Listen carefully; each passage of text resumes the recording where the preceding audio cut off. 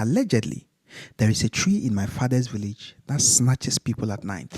I won't even lie to you. And this is based on a true story. People mysteriously got missing in that village since the days of old. When festivals were held at night, it wasn't everybody who got home. By the time children got home and head count was conducted, they would always realize that at least 1 or 2 children went missing. No madman ever died in the village. They just disappeared and nobody could explain the phenomenon. Atanga was the only man who survived that tree and lived to tell us the story. Atanga had traveled to the neighboring village to sell his fowls, and after conducting his business, all the fowls were sold except one. It was already late, but Atanga was bent on getting back home to his 6 wives. What sort of man sleeps outside when he has 6 wives at home? I wonder.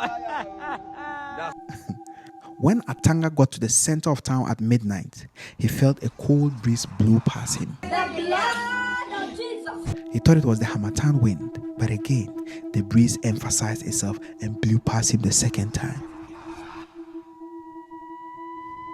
The crickets that were making noise in the bush suddenly went silent.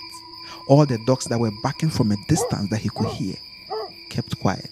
And within those seconds, there was total silence. It was so silent he could hear the whispering of the wind.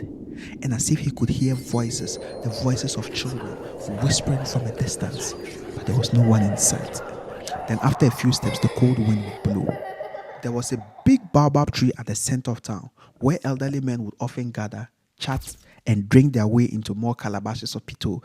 Pito is a reddish local beverage popular in the northern parts of Ghana. When Atanga got to the big baobab tree and was about to negotiate a turn to his house, all of a sudden, the fowl he was unable to sell, which he had put under his armpit, began to draw away as if somebody was pulling it. The force was so strong that it began to pull Atanga and his fowl in the direction of the baobab tree. Hey!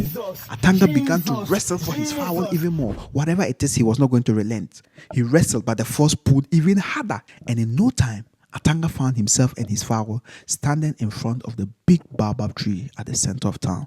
In front of the tree, the force stopped pulling, and Atanga held his fowl to his chest. He wasn't going to lose it. But that was the mistake he made. The tree was only interested in the fowl. And since he was unwilling to let it go, well, the tree changed its menu. Before Atanga could turn, a sudden force rushed and pushed him towards the tree, and he hit the tree. Thinking he was going to hit a solid material, he went direct through the tree. That was it. Atanga and his fowl were swallowed up by the tree. His 6 wives at home waited and waited, but Sugar Daddy never showed up. Morning came and there was no sign of him. Second day, there was no sign of him. Then they sent word to the neighboring village to check if he was still there.